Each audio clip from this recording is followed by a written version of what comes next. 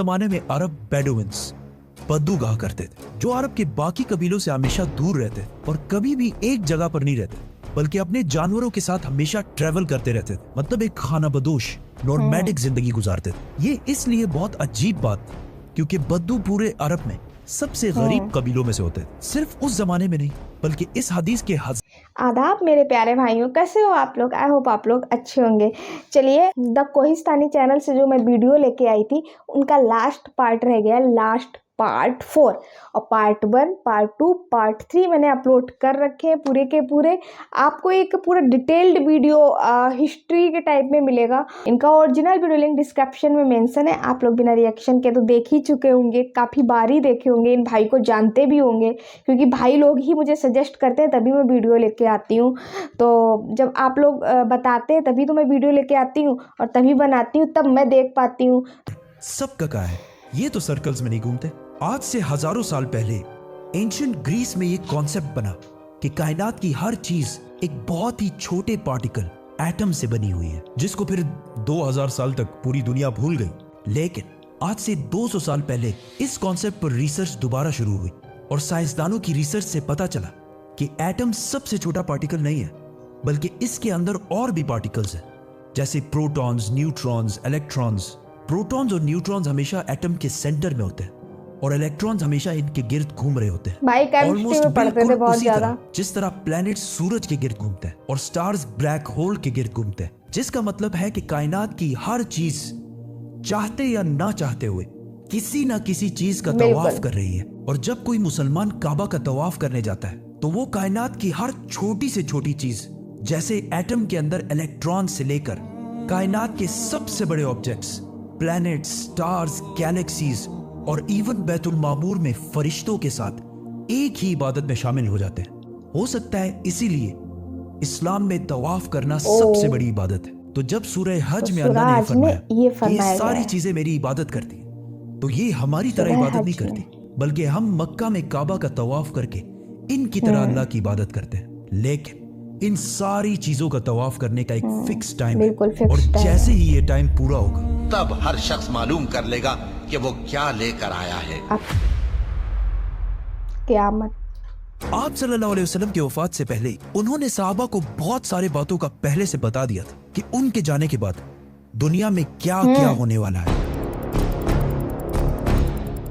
जिसको कहते हैं प्रलय। एक दिन हजरत उमर रज़ियल्लाहु ताला अन्हु बाकी सहाबा के साथ आप सल्लल्लाहु अलैहि वसल्लम के पास मस्जिद नबवी में बैठे हुए थे कि अचानक एक बहुत ही रोबदार और हैंडसम आदमी मस्जिद में दाखिल हुआ। उनके कपड़े एक्सट्रीमली व्हाइट और बाल बिल्कुल ब्लैक थे। उस दिन से पहले उन्हें मदीना में किसी ने भी नहीं देखा, मतलब वो मदीना के रहने वाले नहीं थे और उनके कपड़ों और बालों से बिल्कुल ऐसा नहीं लग रहा था कि वो कहीं दूर से ट्रेवल करके मदीना आए।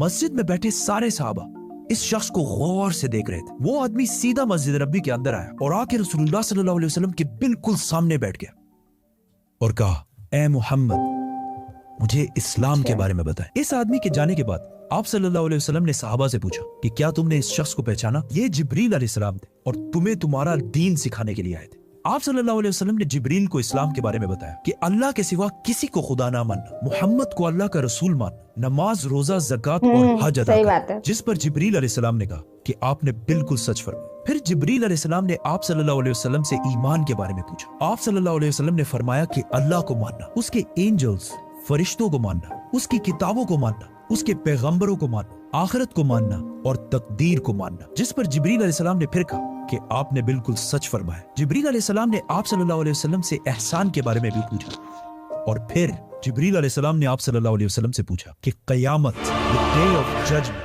कब आएगी? जिस पर आप सल्लल्लाहु अलैहि वसल्लम ने कहा कि जितना आपको पता है सिर्फ उतना ही मुझे पता है। मतलब क़यामत के दिन का अल्लाह के सिवा किसी को भी नहीं पता। जिब्रील अलैहिस्सलाम ने यह सुनने के बाद फरमाया कि मुझे उस दिन के बारे में कुछ निशानियां बताएं।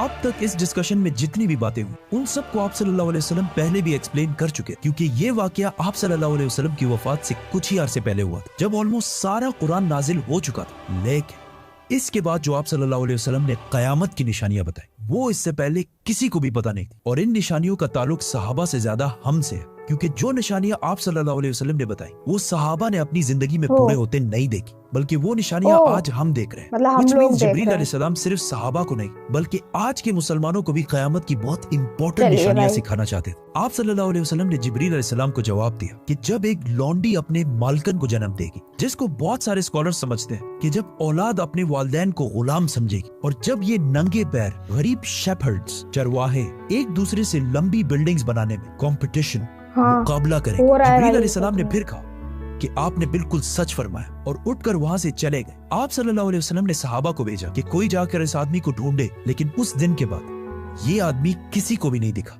Now, आप सल्लल्लाहु अलैहि वसल्लम ने नंगे पैर गरीब चरवाहों का जिक्र किया, जिन्हें उस जमाने में अरब बेडुइन्स बद्दू कहा करते थे, जो अरब के बाकी कबीलों से हमेशा दूर रहते और कभी भी एक जगह पर नहीं रहते, बल्कि अपने जानवरों के साथ हमेशा ट्रेवल करते रहते थे। मतलब एक खाना बदोश नॉर्मैटिक जिंदगी गुजारते थे। ये इसलिए बहुत अजीब बात थी क्योंकि बद्दू पूरे अरब में सबसे गरीब कबीलों में से होते थे। सिर्फ उस जमाने में नहीं बल्कि इस हदीस के 1000 साल बाद भी ये बेडुइन्स अरब के सबसे लोअर क्लास होते थे। इसलिए साहबा हैरान थे कि हमारी सोसाइटी के सबसे गरीब क्लास कैसे आपस में लंबी बिल्डिंग्स बनाने में मुकाबला करेंगे। आप सल्लल्लाहु अलैहि वसल्लम के बाद खिलाफत राशिदा हर तरफ फैलने के बाद दुनिया की सबसे बड़ी सुपर पावर बन गई। सिर्फ मुसलमानों में नहीं बल्कि ये उस वक्त तक इंसानों की तारीख की सबसे बड़ी एम्पायर थी, जो अलेक्जेंडर द ग्रेट और रोमन एम्पायर के जूलियस सीजर के एम्पायर से भी बहुत बड़ी थी। इसका फायदा उठाते हुए ये बेडुइन्स पूरे दुनिया में फैल गए, लेकिन फिर भी इनकी सबसे बड़ी पॉपुलेशन इसी अरब के इलाके में रही।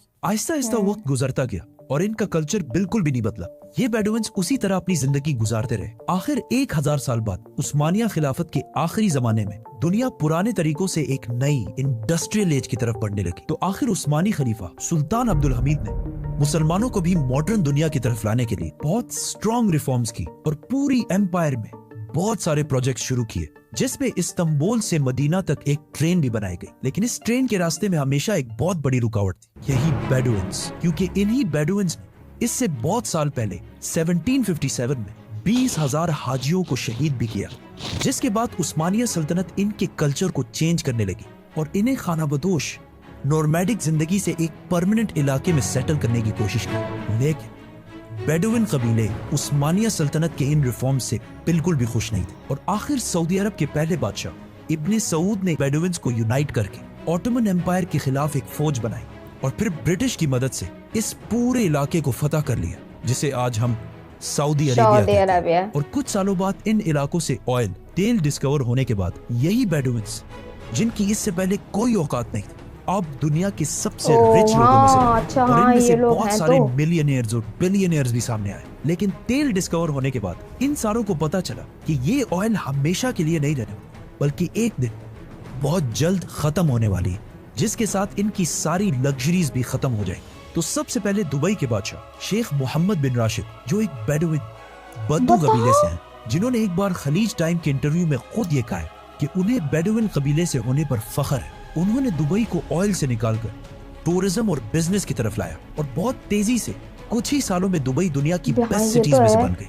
और फिर कुछ सालों बाद दुनिया की सबसे लंबी बिल्डिंग बुर्जुल खलीफा भी दुबई में बनाई गई। ये अब तक इंसानों की बनाई हुई सबसे बड़ी बिल्डिंग थी। इससे पहले एक जमाने में, आज से 4500 साल पहले, इजिप्ट में फिरौनों के बनाए हुए pyramids, specifically the pyramid of Giza, इंसानों की बनाई हुई सबसे बड़ी बिल्डिंग और दुनिया की सबसे बड़ी बिल्डिंग होने का ये टाइटल इस पिरामिड के पास 3800 साल तक रहा। मतलब फिरौन के बाद 3800 साल तक कोई भी फिरौन से लंबी बिल्डिंग नहीं बना सका। लेकिन 3800 साल बाद यूरोप के एक चर्च ने पिरामिड्स का ये रिकॉर्ड तोड़ दिया, जिसके बाद पेरिस के आईफिल टावर और 9/11 में तबाह होने वाले वर्ल्ड ट्रेड सेंटर भी दुनिया की सबसे बड़ी बिल्डिंग्स रह चुकी हैं। इसके बारे में फिर हम बात करेंगे, तो सब्सक्राइब।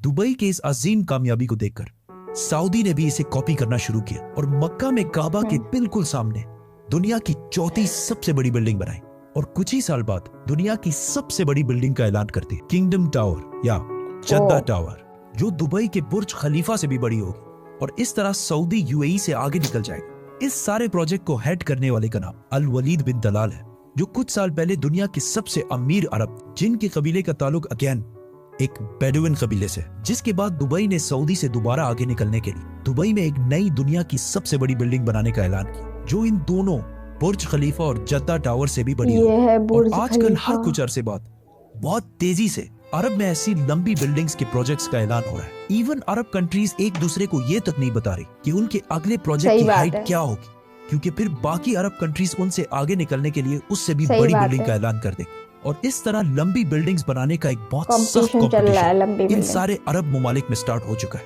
जिनमें ऑलमोस्ट सारे प्रोजेक्ट्स के पीछे ऐसे लोग हैं जिनका कोई ना कोई ताल्लुक उन्हीं बेडुइन कबीलों से। और आज ये जो कुछ भी हो रहा है, इस सब का रसूलुल्लाह सल्लल्लाहु अलैहि वसल्लम ने सही आज से बात है। 1400 साल पहले ही जिब्रील अलैहिस्सलाम और सहाबा को बता दिया था कि एक दिन ये बेडुइन्स जो आज नंगे पैर बहुत ऊंची और बहुत ही ऊंची गरीब हवेली शेपर्ड्स, बनाएंगे, चरवाहे हैं, वो एक दूसरे से इमारतें लंबी बनाएंगे। बिल्डिंग्स बनाने सही में बात है। मुकाबला करें। और हो ये गया। कयामत की इतनी इंपॉर्टेंट निशानी है कि जिब्रील अलैहिस्सलाम खुद मुसलमानों को ये सिखाने आए थे। और आज रसूलुल्लाह सल्लल्लाहु अलैहि वसल्लम की बताई हुई इस निशानी को हम अपने देख आंखों रहे के हैं। सामने सही पूरा बात है होते भाई, देख रहे हैं। बिल्कुल। सब्सक्राइब। तो भाई कैसा लगा आज का वीडियो? सच में वीडियो मुझे बहुत अच्छा लगा भाई। देखिएगा, जो पहले इतने साल इतने वर्ष पहले जो बता चुके थे, वो आज हम लोग अपनी आंखों के सामने देख रहे हैं। मतलब जो नंगे पैर चल रहे थे ना मिट्टी में जो लोग, तो उन्होंने पहले ही बता दिया था ये जो कबीले वाले लोग हैं ना, ये लोग एक दिन कंपटीशन करेंगे बहुत ऊंची इमारतें बनाने की, बिल्डिंग्स बनाने की।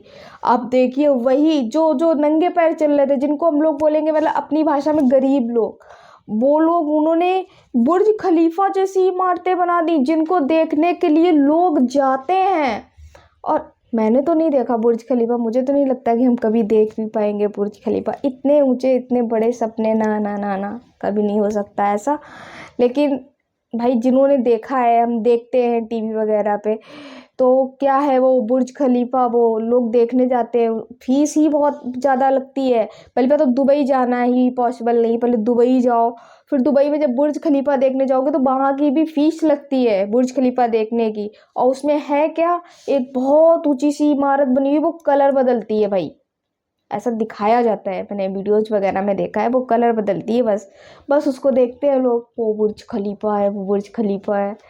तो ये है कुछ बहुत ज़्यादा जो बड़े बड़े पैसे वाले अमीर लोग होते हैं ना, वो अपना बर्थडे वगैरह वहाँ मनाने जाते हैं, कहते हैं कि हम बुर्ज खलीफा में अपना बर्थडे मना के आए हैं। तो वही वही वही बात है। तो यही क़यामत की निशानियां हैं। और जो भी हो रहा है कि बड़े बड़े लोग हैं जो वहाँ जाते हैं, और जो दुबई के लोग इतने अमीर बन गए, वो कौन लोग थे वो भी आप लोगों ने जान लिया, मैंने भी जान लिया, आप लोगों ने जान लिया। अब मैं चाहती हूँ कि हम लोगों के थ्रू और भी लोग जाने, तो इसलिए लाइक, सब्सक्राइब। और भाई की तरह बोल के देख रही हूँ, मैं कर पाऊंगी या नहीं कर पाऊंगी, पर नहीं कर पाऊंगी। भाई कहाँ, मैं कहाँ, कोई नहीं, मैं अपनी जुबान बोलूँगी। भाई वीडियो पसंद तो आ गया होगा आपको, तो प्लीज़ लाइक करिएगा। लास्ट का पार्ट 4 आपको बहुत अच्छा ही लगा होगा, मुझे भी बहुत अच्छा लगा, और मैं आशा करती हूँ और लोगों को बहुत अच्छा लगेगा। तो प्लीज़ शेयर ज़रूर करिएगा अपने फ्रेंड्स में, अपने फ्रेंड सर्कल में, अपनी नाते रिश्तेदारी हर जगह शेयर करिएगा हमारे वीडियो को। और मिलती हूँ मैं किसी नेक्स्ट वीडियो, नेक्स्ट टॉपिक के साथ में। नेक्स्ट टॉपिक आप लोगों के अकॉर्डिंग मैं लेके आऊँगी। आप लोग अच्छे से अच्छे टॉपिक बताइएगा भाई, बढ़िया से बढ़िया, तो उन पे मैं वीडियो बनाऊँगी, कोशिश करूँगी। लेकिन उससे पहले मेरी सीरीज तो चली रही है, 18 पार्ट्स हो चुके हैं, और 19वां पार्ट मैं डालूँगी अब फटाफट, तो उसको भी ध्यान में रखते हुए बाकी के आप लोग बताइएगा। चलिए, मिलती हूँ मैं किसी नेक्स्ट वीडियो, नेक्स्ट टॉपिक के साथ में। अपना ध्यान रखिए, अपने पूरे परिवार का ध्यान रखिए, दुआ में याद रखिए। अल्लाह हाफिज़।